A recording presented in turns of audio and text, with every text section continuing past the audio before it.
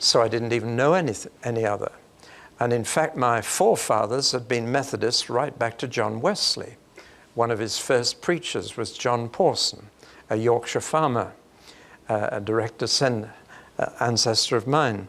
And since then, everybody had either been farmers or preachers or both.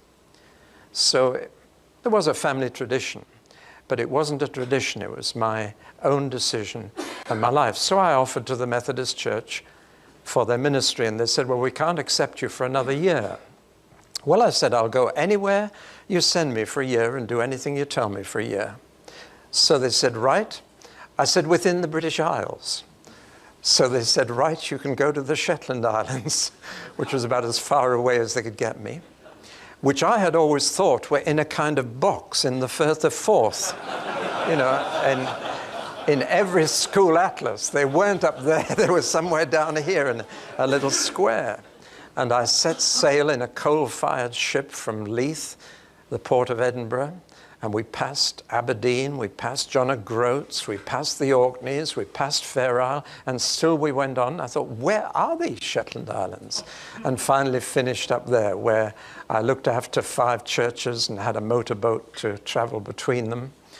And it was a wonderful experience. But the first funeral I had was, I think, the beginning of the burden which I'm sharing with you right now.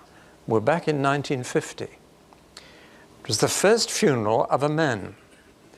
And up there, no women come to the funeral, only men. And for the first time, the church was crowded with men. Every Sunday, it was a lifeboat church, women and children first. You know what I mean? But now, for the first time, here was a church packed with men, which surprised me a little. And then we got to the cemetery. And at the cemetery, I went through the routine or the ritual and walked away from the grave. But after I walked away, the men stayed there and did something else. And I didn't quite spot what they did. So I made inquiries. And apparently it was a Freemason who had died. And all the lodge had turned up for the funeral and were doing something to say goodbye to the Mason whom we just buried. I knew nothing about Freemasonry at that point. But I inquired and said, why are you all Freemasons? Why are you all in the lodge? Because none of them came to church. And they began to tell me why they joined. The main reason I discovered was that after World War II, they had come home and they missed all-male company so much. And they looked around for a place where they could be one of the lads again and found the lodge, and they'd all joined up. All the ex-forces men had joined up. And they told me what fellowship they got and what brotherhood it was and all the rest of it. They even said, you should join. We'll put you up if you're interested. And I nearly did. I'm very thankful that I didn't, because I know much more about it now. But they told me that it would help me in my career, which I found a little strange. But I have since discovered that there are churches in London that wouldn't have you as their minister unless you're on the square.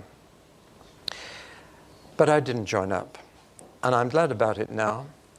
But I want to say, before I say any more about this, that what I say, even though it's negative and critical, is said when, in a sense, with one arm tied behind my back. Because until the church provides a better brotherhood for men than the local lodge, then I feel I'm fighting, as I say, with one hand tied behind my back. But I've since discovered much more about it. And I believe it is a dangerous way for men to find brotherhood and fellowship, though many join for good motives and social reasons. In fact, they've now written a little booklet about me, which they've circulated, warning people against this dreadful man, David Pawson. It was written by the Dean of the Anglican Cathedral in Hong Kong, which is an interesting sidelight. But I've seen the fruits of some of these things. I was in a sports stadium not far from here, and an elderly couple came up to me after the meeting. He was a tall, soldierly-looking man. I would put them in their 70s, but she was in quite a bad state. She was bent over, she was shaking, her cheeks were sunken, and she looked quite ill. And the husband said to me, would you pray for my wife?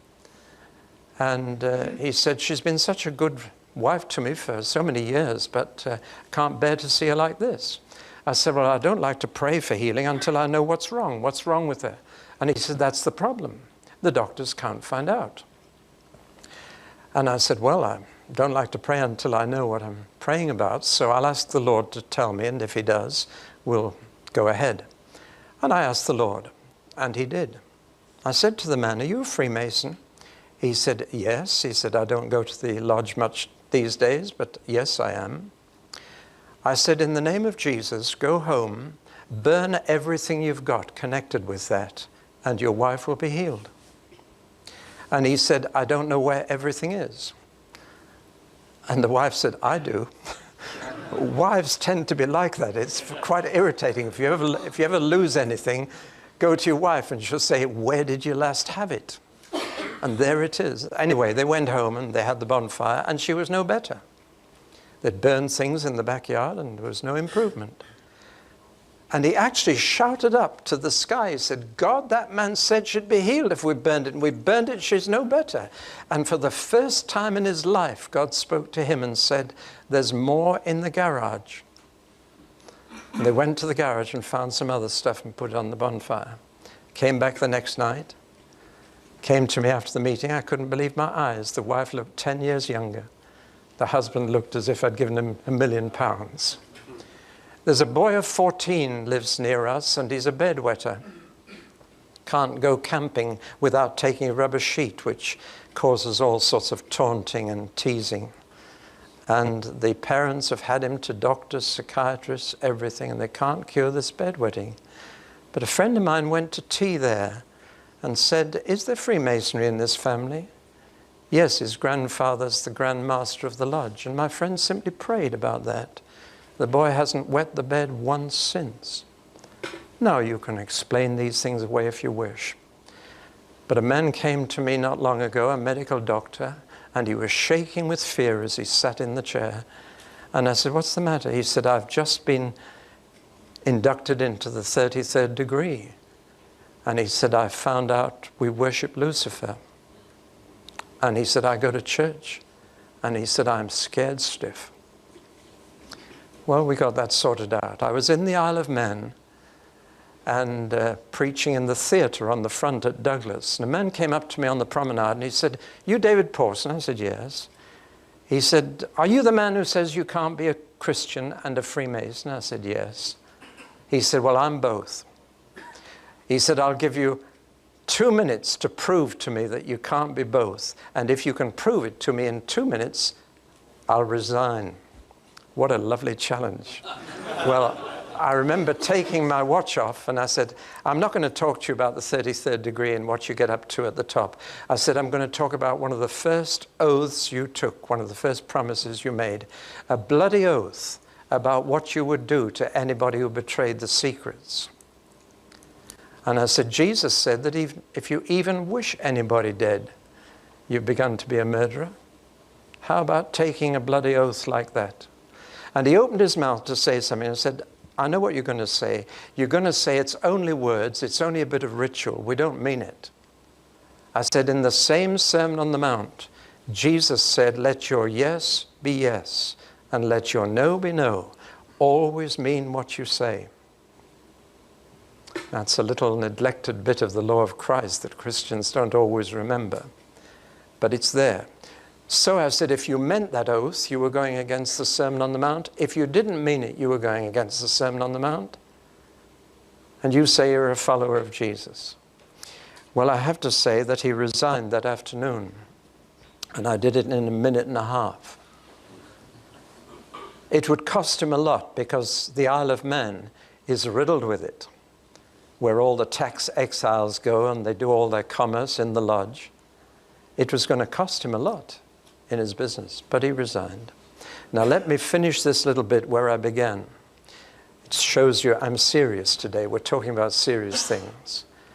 I want to see in the church a brotherhood of men that beats that hollow, that has no secrets, that's in the light, and where the name of Jesus